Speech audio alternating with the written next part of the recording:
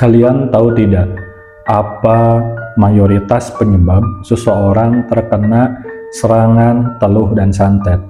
Berikut ini adalah pemaparan menurut pengalaman saya setelah belasan tahun menangani bertemu orang-orang yang berkonsultasi tentang masalah sihir, terlebih santet dan teluh.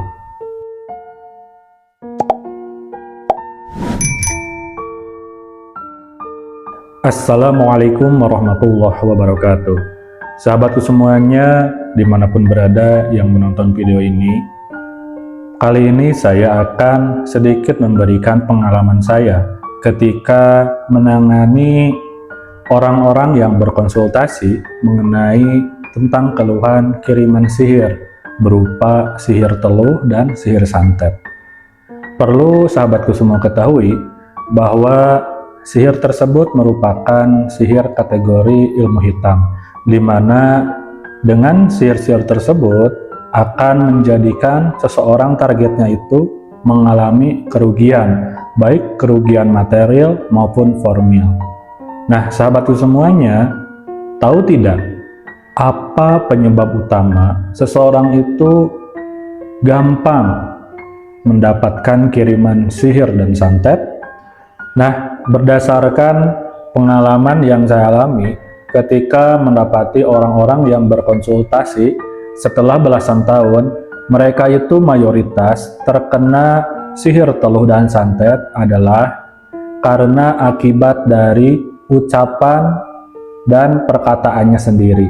Mereka mayoritas itu tidak bisa menjaga lisannya, maka akan seringkali terkirim serangan sihir teluh dan santet. Kenapa?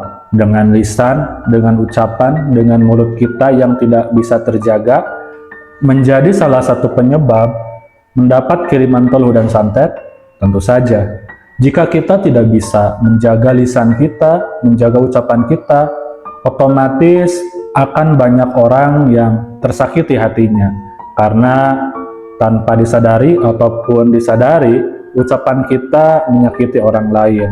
Nah, itu salah satu sumber utama yang menjadi penyebab mereka, para korban teluh dan santet, menjadi sakit. Namun mayoritas kebanyakan dari mereka itu tidak menyadarinya dan bahkan tidak mengakuinya bahwa awalnya karena ucapan mereka sendiri. Karena mayoritas mereka itu terhijab, merasa dirinya paling benar dan merasa dirinya itu korban.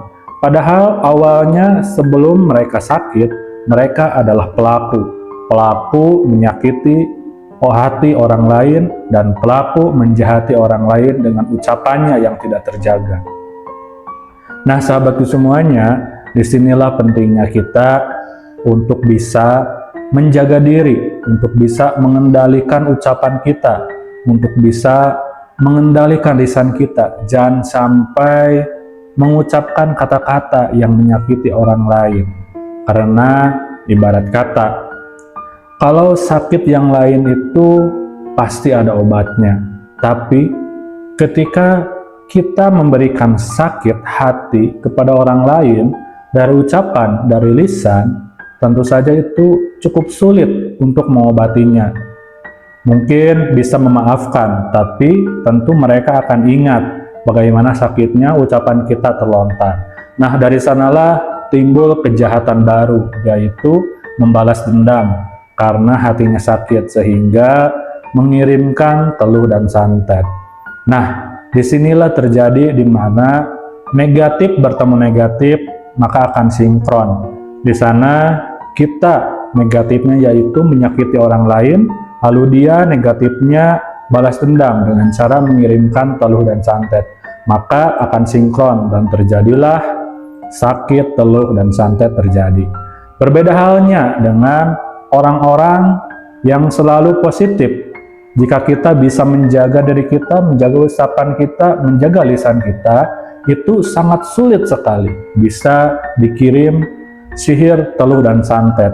Karena jika kita mayoritas positif, tidak menyakiti orang lain, ucapan kita terjaga, iman kita terjaga, dan ibadah kita rajin, itu sangat mustahil bisa terkena kiriman teluh dan santet. Mengapa seperti itu? Karena para jin yang menjadi hodam sihir dan santetnya itu akan minder ketika ditugaskan untuk menyerang kita. Minder karena tidak berani kepada orang-orang yang selalu positif, yang selalu beriman dan tidak menyakiti orang lain.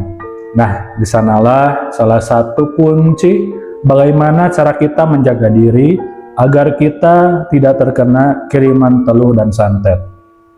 Nah, bagaimana dengan kalian yang sudah terlanjur menjadi korban teluh dan santet, bahkan sekarang kalian sedang sakit? Tentu saja ada banyak sekali obatnya. Namun yang pasti, tanamkan dalam pikiran kalian bahwa kalian sakit itu dari Allah, maka obatnya pun dari Allah. Kalian stop, berhenti bernegatif thinking, berprasangka bahwa kalian sakit kiriman dari si A, si B, si C, dan lain sebagainya. Berhenti dari sekarang kalau kalian ingin sembuh. Berhenti berpikiran negatif bahwa sakit kalian akibat kiriman. Nah, itu yang pertama bagi kalian yang sekarang sedang sakit akibat kiriman teluh dan santet. Yang selanjutnya adalah kalian harus mau bertafakur, harus mau introspeksi diri bahwa awal mula terjadinya sakit itu akibat ulah kalian sendiri, yaitu tidak bisa menjaga ucapan kalian, tidak bisa menjaga lisan kalian, sehingga menyakiti orang lain, kemudian menjadi salah satu penyebab kalian sakit tersebut. Nah, selanjutnya, jika kalian sudah menyadari apa kesalahan kalian, dan kalian menyadari bahwa kalian bersalah kepada seseorang, segera minta maaf. Terlepas kalian dimaafkan atau tidak dengan orang tersebut, yang penting kalian sudah meminta maaf. Nah, jika kalian sudah meminta maaf, maka tinggal urusan dia bersama Allah, mau memaafkan kalian atau tidak. Yang penting kalian sudah tulus ikhlas, bersungguh-sungguh meminta maaf. Nah, selanjutnya jika step by step tadi sudah dikerjakan, nah, perbanyak tobat. Dengan berbanyak tobat, kita otomatis mempositifkan kembali diri kita yang tadinya negatif, kita menjadi positif, mendekat kepada Allah, perlahan iman kita naik kembali, dan perlahan diri kita dengan diampuninya segala dosa kita, maka akan berkurang juga penyakitnya, dan insya Allah akan sembuh dengan izin Allah. Nah, jangan lupa juga kalian jangan bosan-bosan untuk minta pertolongan kepada Allah, karena hanya Allah lah tempat kita memohon pertolongan, tempat kita memohon perlindungan. Segala penyakit hanya dari Allah obatnya. Ingat itu baik-baik di dalam hati dan pikiran kalian.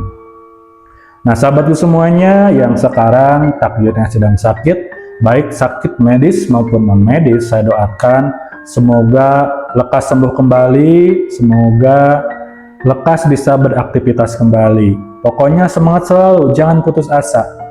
Pasti kalian akan sembuh. Tanamkan baik-baik dalam pikiran kalian, kalian pasti akan sembuh, akan sehat kembali. Tinggal setelah sehat, kalian harus menjadi manusia yang lebih baik. Nah, untuk video kali ini cukup sekian. Mudah-mudahan ada manfaat yang bisa diambil dari video ini. Sampai berjumpa kembali di video selanjutnya. Wassalamualaikum warahmatullahi wabarakatuh.